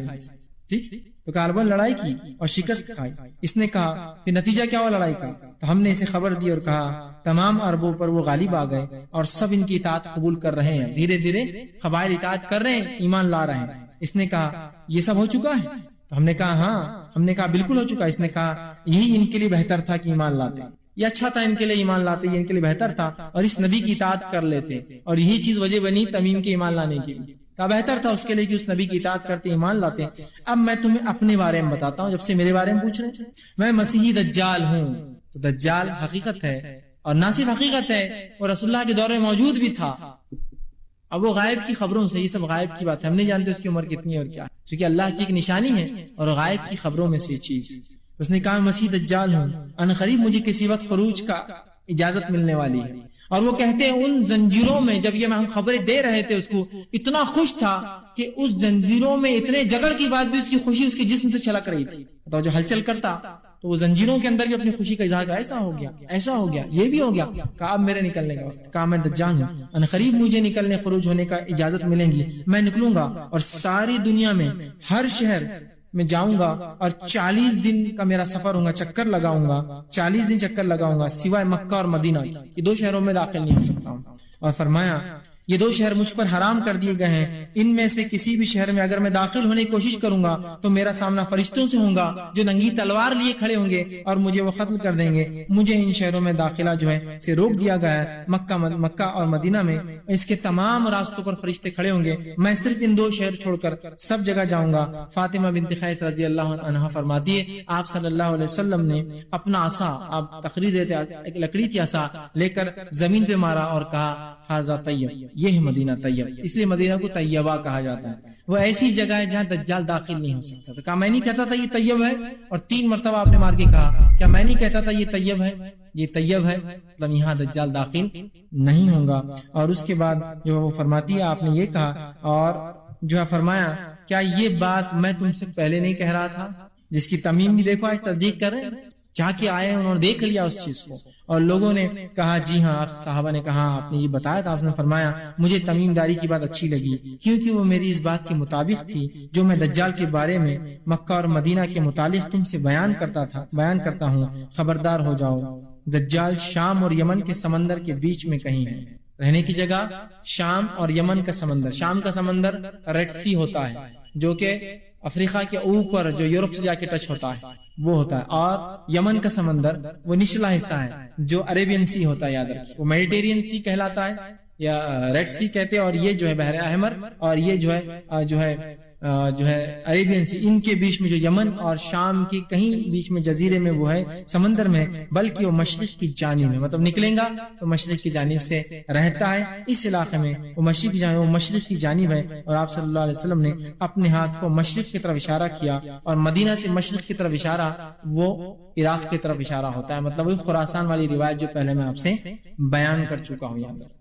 اب ایک غلط فہمی ہوتی ہے، بہت سے لوگ یہ سمجھتے ہیں کہ دجال چونکہ چھپا ہے تو کہیں وہ برموڈا ٹرائنگل تو نہیں ہے وہاں چھپا ہوا ہے، وہ ایک علاقہ ہے جو امریکہ کا جو نچلا کیلیفورنیا کا ایک علاقہ جو جا کر میکسیکو سے ٹچ ہوتا ہے، وہ ایک علاقہ اس کو کہتے ہیں برموڈا ٹرائنگل، ایک علاقہ ہے جو 3 ٹرائنگل ہوتا ہے شکل کا اس طرح سے ہے، جس میں جہاز جا کر گم ہو جاتے ہیں اور ہوائی جہاز گم ہو گئے۔ دیکھیے یہاں حدیث میں وضاحت ہے، یمن اور شام کے بیچ کے سمندر میں، برموڈا ٹرائنگل تو کیلیفورنیا بہت دور ہے، سمجھ رہے بات کو، تو وضاحت حدیث میں واضح ہے کہ تو اس چکر میں مت جائیے کہ وہاں کیا ہوگا اور کیا نہیں۔ اور آج کل تو بہت سارے سائنسی انکشافات ہو چکے ہیں اور سائنٹیفک اسٹڈیز بتا رہی ہے کہ وہاں ایسا کچھ بھی نہیں، سوائے اس کے کہ بہت زیادہ ہائی کرنٹس، مطلب بہت ہائی ٹائیڈز ہوتی ہے جس کی وجہ سے بہت سارے سمندر میں جہاز اور بہت ساری چیزیں، بلکہ میگنیٹک فیلڈ بھی کبھی کبھار ورکنگ بند کر دیتی ہے، چونکہ سمندری ہواؤں کے اور سمندر کے کرنٹس جو بولتے ہیں بہت زیادہ لاٹوں کے اٹھنے کی وجہ سے۔ بہرحال جو بھی ہو، اب خروج دجال سے پہلے اور کیا کیا حالات ہوں گے؟ دجال زندہ ہے،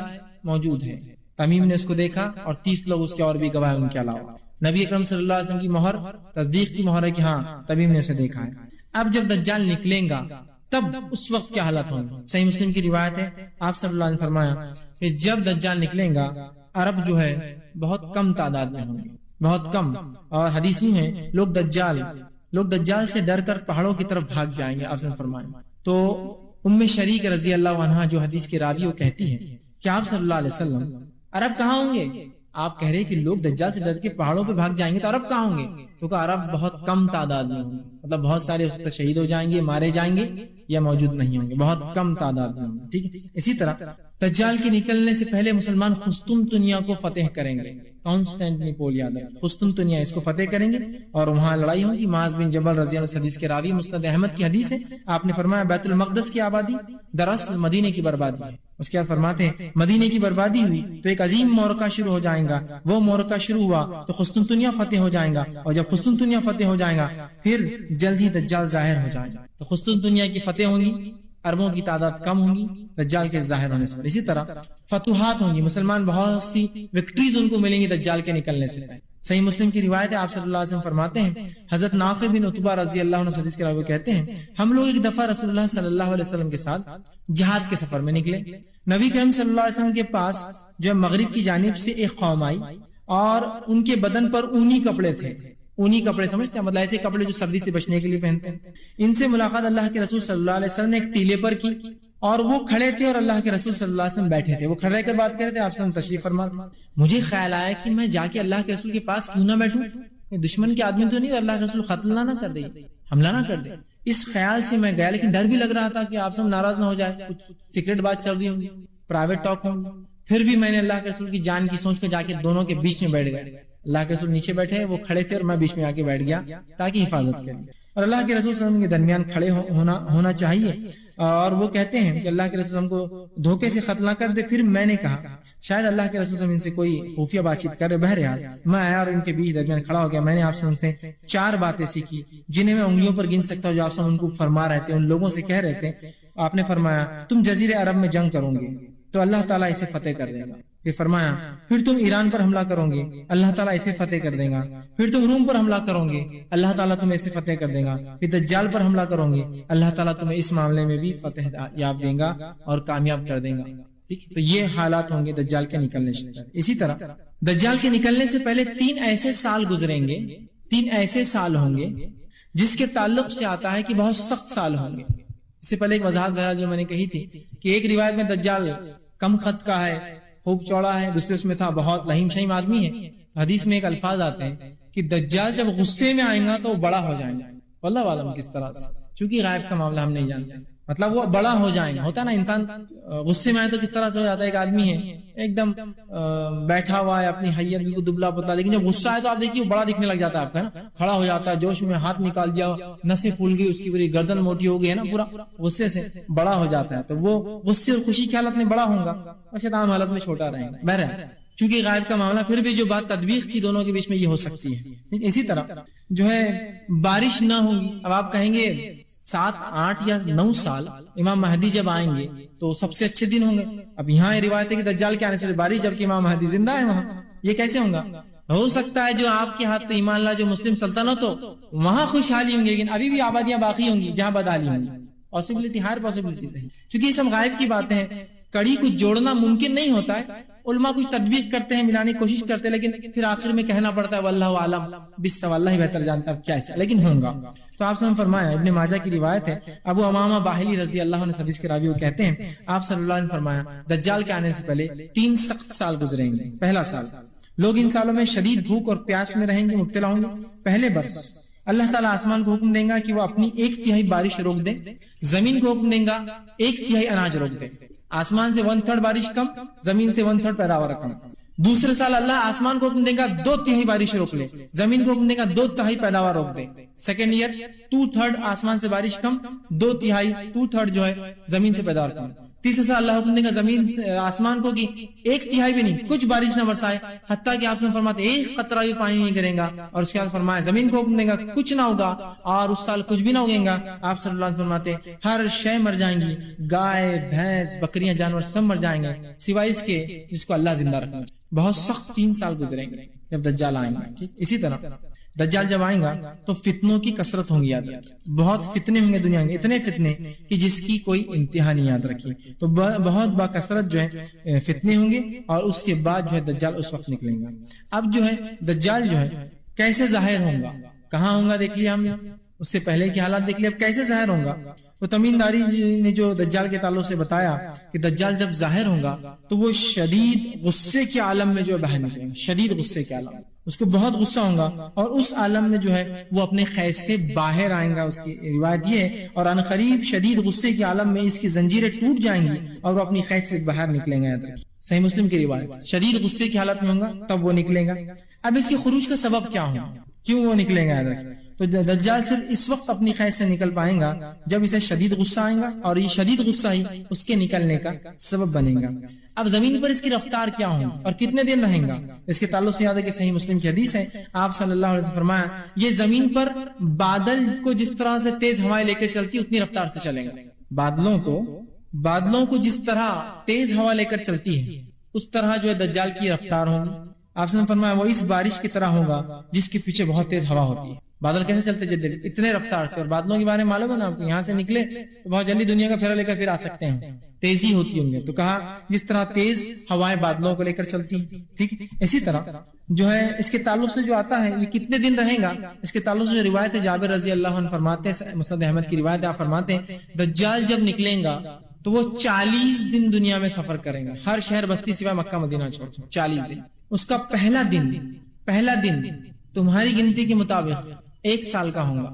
سبحان اللہ، ابھی غائب سے تعلق رکھتی ہے، سورج ڈوبے گا نہیں 1 سال کا. دوسرا دن 1 مہینے کے برابر ہوگا. تیسرا دن 7 دن 1 ہفتے کے برابر ہوگا، اور باقی دن عام دنوں کے برابر. تو اگر ان تمام کو جوڑ لے تو وہ 12 مہینے 14 دن، یا 12 مہینے 12 دن سے لے کر 12 مہینے 16 دن رہیں گے. چونکہ 1 سال بولے تو اب یہ خمری سال ہے، 355 دن کا ہوگا. اس کے بعد 1 مہینے کا دن 30 اور 29 کا ہو سکتا ہے، تو ایک زیادہ اور ایک کم ہو سکتا ہے. اس کے بعد کے 37 دن بچتے ہیں، چونکہ یہ 3 دن بڑے ہیں. 37 دن میں سے پھر وہ 30 دن کو لگائے تو 29 اور 30 کے ہو سکتے ہیں. اور اس کے بعد 7 دن ملا لیجئے تو 12 مہینے 12 دن سے لے کر 12 مہینے 14 دن کے قریب. مطلب پہلا دن 1 سال کا، دوسرا دن 1 مہینے کا، تیسرا دن 1 ہفتہ، باقی دن عام ہوں گے. ایک صحابی نے کہا اللہ کے رسول ہم اس دن میں نماز کیسی پڑھے؟ 5 وقتی پڑھے؟ پھر ایک دن 1 سال کا ہوں گا نا، تو 5 تو کہا نہیں، تم کیا کرو گے؟ اپنے وقت کے حساب سے روز نمازیں پڑھو گے. دن ہو جائے گا کتنے کا؟ 1 سال کا. تو یہاں فزیکلی ہوگا، تو حدیث میں کیا صحابی نے پوچھا نماز کیسے پڑھے؟ اتنی افضل عبادت ہے نا، صحابہ تھوڑی فکر ہو گئی ان کو نماز کی. کہا نماز کیسے پڑھے؟ تو کہا روز حساب لگا لینا کہ دن کب شروع ہوتا تھا اور کب ختم ہوتا، اس کے حساب سے نماز پڑھنا ہے نا. تو یہ ایک بہترین اصول ہے ان لوگوں کے لیے جو ایسے علاقوں میں رہتے ہیں 6 مہینے رات اور 6 مہینے دن ہوتا ہے. وہ کیسے نماز پڑھیں گے؟ دن اور رات کا حساب اندازہ لگائیں گے. آپ نے کیا کہا؟ تم اندازہ لگانا، اس وقت اندازے کے حساب سے پڑھنا. ہر روز 5 نمازیں کتنے 24 گھنٹے کا دن.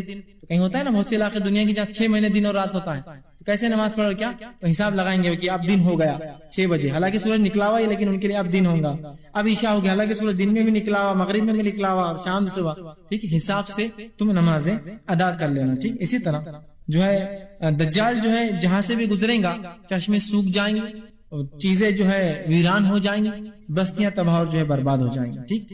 اب وہ مقامات جہاں دجال جو ہے نہیں جائیں گا، تو دجال مکہ اور مدینہ چھوڑ کر ہر جگہ جائیں گا، اللہ نے اس کو ہر شہر میں جانے کی طاقت دی ہے۔ اب مدینہ اور مکہ میں کیا کریں گے پتا ہے؟ اور ہر شہر سے برے لوگ اس کا ساتھ دیں گے، برے لوگ اس کا ساتھ، ہر شہر سے برے لوگ۔ اب مکہ اور مدینہ میں جب آئیں گا تو مکہ مدینہ میں داخلہ نہیں ملیں گا، تو مکہ اور مدینہ کی طرف سے فرماتے ہیں مدینہ میں 3 جھٹکے آئیں گے زلزلے، اور 3 جھٹکے میں تمام مکے سے کافر اور منافق نکل، جو عقیدتاً ایسے ہوں گے لوگ نکل جائیں گے، اس کی فوج میں شامل ہو جائیں گے، اور خالص مسلمان مدینہ میں بچیں گے۔ 3 جھٹکے آئیں گے اور تمام اس کے پیچھے چلنے والے نکل جائیں گے باہر، اور خالص وہ لوگ بچیں گے جو ایمان والے ہیں، چونکہ یہاں وہ داخل نہیں ہوں گا، ٹھیک۔ اسی طرح پھر دجال جو سرخ ٹیلے کے پاس جہاں شوریلی زمین ہوگی، مطلب مدینہ سے باہر احد کے ادھر، وہ اندر تو نہیں آ سکتا، شوریلی زمین آپ نے فرمایا وہاں رکیں گا، پڑاؤ ڈالیں گا، سرزمین مدینہ اپنے باسیوں کو 3 جھٹکے دیں گی، جس کی وجہ سے ہر منافق مرد اور منافق عورت مدینہ سے نکل کے دجال سے جا ملیں گے۔ مطلب وہ پاک کرنے کے لیے جھٹکے آئیں گے، برے لوگ نکل کر، جیسا آپ سوپ میں لے کر اناج اور پتھر کو الگ کرتے ہیں نا، پھٹکتے ہیں تو پتھر الگ ہوتے ہیں، اناج الگ ہوتا ہے، اس طرح سے جھٹکا دیں گے، برے لوگ نکل جائیں گے، اچھے لوگ وہاں جو ہے جمع ہو جائیں گے، سنن ابن ماجہ کے۔ اسی طرح دجال کی فتنے کیا ہوں گے، دجال کی فتنے اور اس کے پیروکاروں میں یاد رکھیے کون ہوگا، انشاءاللہ آگے اور آ رہا ہے، اس کی فتنے کیا ہوں گے۔ اس کے تعلق سے جو روایتیں آتی وہ یہ ہے کہ دجال جو ہے اس کی فتنوں میں یہ ہوگا کہ اس کے پاس آگ اور پانی ہوگا، دجال کے پاس کیا ہوگا، آگ اور پانی، اور صحیح مسلم کی روایت آپ نے فرمایا اس کے ساتھ جنت اور آگ بھی ہوگی، مطلب وہ جنت اور جہنم ہاتھ میں لے کر چلیں گا، یا 2 دریا ہاتھ میں لے کے چلیں گا ایک روایت میں، یا 2 چیزیں ہاتھ میں لے جائیں گا، ایک آگ اور ایک پانی ہوں گی، لیکن آپ نے فرمایا یاد رکھنا اس کی آگ میں داخل ہو جانا وہ تمہارے لیے پانی ہے، اس کے پانی میں داخل نہ ہونا وہ تمہارے لیے آگ ہے، اس کی جنت میں داخل نہ ہونا جو بتائیں گا وہ تمہارے لیے جہنم ہے، اس کی جہنم میں کود جانا وقت پڑے چاہے تمہیں ڈر کیوں نہ لگے، اس لیے کہ وہ تمہارے لیے جنت ہے، وہ آپ کو صحیح کو غلط، غلط کو صحیح، ایمان کو کفر، کفر کو ایمان بتائیں گا، کہ حتیٰ کہ حالات یہ ہوں گے ایک شخص ایمان کے ساتھ گھر سے نکلیں گا صبح اور رات میں کافر بن کے آ جائیں گا، جنت جہنم بتا دیں گا، 2 چشمے بتا دیں گا، اچھائی برائیاں بتائیں گے، یہ اس کے فتنے ہوں گے۔ اسی طرح جو آپ نے فرمایا اگر تمہیں ڈر بھی لگے تو آنکھ بند کر کے اس کی آنکھ میں چلے جانا، اس لیے کہ وہ تمہارے لیے پانی ہے، وہ تمہارے لیے جنت ہے، اس کی پانی میں اس کی جنت میں جانا وہ تمہارے لیے جہنم ہے، اور وہ تمہارے لیے پانی آگ ہے اس کے اندر۔ اسی طرح جو اس کی فتنوں میں فتنہ یہ ہوگا کہ جمادات اور حیوانات پر اس کو اللہ سبحانہ تعالیٰ اختیارات دیں گے، اور جو ہے صحیح مسلم کی روایت ہے آپ صلی اللہ علیہ وسلم فرمایا دجال ایک بستی سے گزرے گا، بستی والوں سے کہیں گے مجھ پر ایمان لاؤ، میں تمہارا رب ہوں، پہلے نبی کا دعویٰ، نیک انسان نبی، اور پھر اللہ کا دعویٰ، میں تمہارا رب ہوں، مجھ پر ایمان لاؤ۔ بستی والے کہیں گے ہم تجھ پر ایمان نہیں لاتے، تو وہ آسمان کو حکم دے گا بارش بند کر دو، آسمان بارش برسانا بند کر دے گا، وہ حکم دے گا زمین کو اناج نہ اگاؤ، زمین اناج اگانا بند کر دیں گے، جانور مویشی مر جائیں گے، سمجھ رہے ہیں بات کو۔ اور جب کسی بستی کے پاس جائیں کہیں گا مجھ پر ایمان لاؤ، بستی والے کہیں گے ہم تجھ پر ایمان لاتے ہیں، تو آسمان کو حکم دے گا بارش برساؤ، آسمان بارش برسائیں گا، وہ حکم دے گا جانوروں کو، تو جانور جو ہے روز چرنے جائیں گے اور ان کے تھن دودھ سے لبریز بھر کر آ جائیں گے، وہ جب جائیں گا اور جو قوم اس پر ایمان نہ لائیں گے ان کو برباد کر دیں گا، سوکھا لا دیں گا، اور جس قوم کے پاس سے گزریں گا اور وہ اس پر ایمان لائیں گی زمین کو حکم دیں گا اور زمین تمام اپنے خزانے نکال کے رکھ دیں گی، حتیٰ کہ رسول نے فرمایا جیسے شہد کی مکھیاں بھن بھن کرتی ہے نا ایسے زمین سے خزانے نکل کر آئیں گے، سونا چاندی اس کے الگ الگ چیزیں زمین میں اللہ نے حکم دیں گا جمع ہونے۔ یہ اللہ کی طرف سے چونکہ ایک فتنہ اور آزمائش ہے، یہاں تو معاملہ یہ ہے امت مسلمہ کا اور ہمارا کہ اگر کوئی ہم کو ذرہ برابر بات بتا دے تو اپنا عقیدہ ایمان سب بیچنے کو تیار ہے، اسی لیے دجال سے ڈرایا جا رہا ہے۔ یہ تو اتنا بڑا شعبدے باز کہ آپ اور ہم تو چھوٹے چھوٹے شعبدے بازوں کی بہکاوے میں آ جاتے ہیں، فلاں بابا فلاں کر دیتے ہیں، وہ اولاد دینے پر صادر ہے، یہ فلاں بتا دیتے ہیں، انہوں نے تقدیر کی حالت بتائی، یہ کل کیا ہوگا بتاتے ہیں، وہ جتا سکتے ہیں، یہ ہرا سکتے ہیں، یہ کامیابی دے سکتے ہیں، جن کا عقیدہ ایسا ہوگا تو یہ تو جنت جہنم بتا رہا ہے آپ کا، تو پھر تو کیا ہے۔ یہاں کوئی صرف اتنا بول دے کہ آپ کا فلاں ہے تو آپ اتنے پہنچے ہوئے، انہوں نے فلاں بتا دیا، یہ شعبدے باز ہے، یہ شیطان کا دوست ہے، سمجھیے اس چیز کو، اپنے عقیدے کو مضبوط کیجیے، ورنہ دجال کی فتنے تو بہت ہی خطرناک ہوں گے۔ یہ تو شعبدے بازوں سے بڑھ کر ہے، یہ شعبدے باز بھی یہ نہیں کر سکتے جو یہ کرنے والا، آسمان کو دیا بارش برس رہی ہے، معمولی بات ہے۔ یہاں تو کوئی آدمی تھوڑا سا بول دے فلاں کہانت کر دے